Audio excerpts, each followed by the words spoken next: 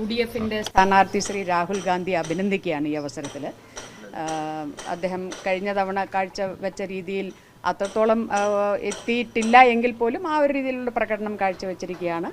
അതുപോലെ തന്നെ ഈ രാജ്യത്താകമാനം ഇന്ത്യ മുന്നണിക്കൊരു വലിയ മുന്നേറ്റം ഉണ്ടാക്കാൻ സാധിച്ചിട്ടുണ്ട് എന്നുള്ളത്, അത് ഈ രാജ്യത്തെ ജനങ്ങൾ വർഗീയ ഫാസിസത്തിൻ്റെ ഒരു വലിയ അതിൻ്റെ ഒരു അപകടം മനസ്സിലാക്കിക്കൊണ്ട് ഇന്ത്യ മുന്നണിക്ക് അനുകൂലമായി പല സംസ്ഥാനങ്ങളിലും വോട്ട് രേഖപ്പെടുത്തിയിട്ടുണ്ട് എന്നുള്ളതും വലിയ ആശ്വാസം നൽകുന്ന ഒന്നാണ്. ഇവിടെ വയനാട് മണ്ഡലത്തെ സംബന്ധിച്ച് പറഞ്ഞാൽ എന്നെ സ്ഥാനാർത്ഥിയാക്കുന്നതിന് തീരുമാനിച്ച എൻ്റെ പാർട്ടിയോടും ആ പാർട്ടിയുടെ തീരുമാനത്തെ അംഗീകരിച്ച ഇടതുപക്ഷ ജനാധിപത്യ മുന്നണിയോടും ആദ്യം തന്നെ നന്ദി പറയുന്നതോടൊപ്പം തന്നെ 2 മാസക്കാലത്തോളം ഈ മണ്ഡലത്തിൽ ഇതിൻ്റെ എല്ലാ മേഖലകളിലും പല തവണയായി പല വിഭാഗം ജനങ്ങളെയും കാണുകയും അവരുമായൊക്കെ സംവദിക്കുകയും ഒക്കെ ചെയ്ത എന്നെ ആ രീതിയിൽ ഇത്രയേറെ സന്തോഷത്തോടെ സ്വീകരിച്ച, വോട്ട് ചെയ്യുക അത് അവർക്കെല്ലാം അവരുടേതായ രാഷ്ട്രീയമുണ്ട്, അതിനെ അങ്ങേയറ്റം ബഹുമാനത്തോടെ കണ്ടുകൊണ്ട് ഇത്രയും സൗഹാർദ്ദപൂർവ്വം എന്നെ സ്വീകരിച്ച വയനാട് ലോക്സഭാ മണ്ഡലത്തിലെ മുഴുവൻ മനുഷ്യരോടും എൻ്റെ നന്ദി കൂടി രേഖപ്പെടുത്തുകയാണ്. തീർച്ചയായിട്ടും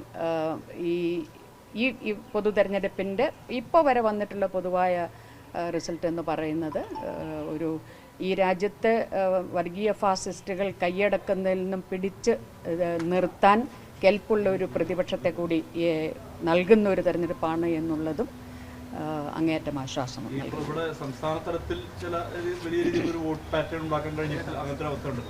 സീറ്റുകളുടെ കാര്യത്തിൽ അങ്ങനെ തന്നെയാണ്. പ്രത്യേകിച്ച് അക്കൗണ്ട് തുറന്നത് കേരളത്തിൽ 2 മുന്നണികൾക്കും അതൊരു NDA ഫൈനൽ റിസൾട്ടൊന്നും വന്ന് കണ്ടില്ല. ഒരു മണ്ഡലത്തിൽ NDA തീർച്ചയായിട്ടും ഒരു മുന്നിൽ നിൽക്കുന്നു എന്നുള്ളതാണ് ഞാൻ ഇപ്പോൾ കണ്ട ചാനലുകളിൽ കണ്ടത്.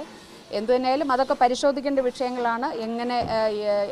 എന്തുകൊണ്ട് ആ ഒരു മണ്ഡലത്തിൽ മാത്രം വർഗീയ ഫാസിസ്റ്റ് ശക്തികൾക്ക് ഇടം കൊടുക്കപ്പെട്ടു, ആ മണ്ഡലത്തിൽ അങ്ങനെ അതിനെ വിജയിക്കുന്നുവെങ്കിൽ തീർച്ചയായിട്ടും അതിൻ്റെ റിസൾട്ട് പൂർണ്ണമായും വന്നിട്ടില്ല എന്നുള്ളത് കൂടി വേണം കാണാൻ. അപ്പോൾ അത് തീർച്ചയായിട്ടും ഈ സംസ്ഥാനത്തെ ഇടതുപക്ഷ ജനാധിപത്യ മുന്നണി പരിശോധിക്കും എന്ന് തന്നെയാണ് ഞാൻ കരുതുന്നത്. മുന്നണി അതിൻ്റെ നേതൃത്വവും അക്കാര്യങ്ങൾ വളരെ വിശദമായി ചർച്ച ചെയ്യുകയും വിലയിരുത്തുകയും ചെയ്ത് അവരുടെ നിലപാടുകൾ നിങ്ങളിലൂടെ ഈ സംസ്ഥാനത്തെ ജനങ്ങളെ അറിയിക്കുന്നു. റായ്ബറേലിയിലും രാഹുൽ ഗാന്ധി ജയിച്ചിരിക്കുകയാണ്. ഇനി ഒരുപക്ഷെ എത്രത്തോളം ഇവിടെ വീണ്ടും ഒരു മത്സര സാഹചര്യത്തിലേക്ക് കളം വരുമോ? അങ്ങനെയെങ്കിൽ താങ്കൾ വീണ്ടും മത്സരരംഗത്തുണ്ടാവും.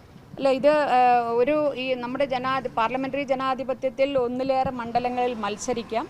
അങ്ങനെ ഒന്നിലേറെ മണ്ഡലങ്ങളിൽ മത്സരിച്ചാൽ എല്ലാ മണ്ഡലങ്ങളും വിജയിച്ചാലും ഒരു മണ്ഡലത്തിൻ്റെ പ്രതിനിധിയായി മാത്രമേ നിൽക്കാൻ സാധിക്കുകയുള്ളൂ.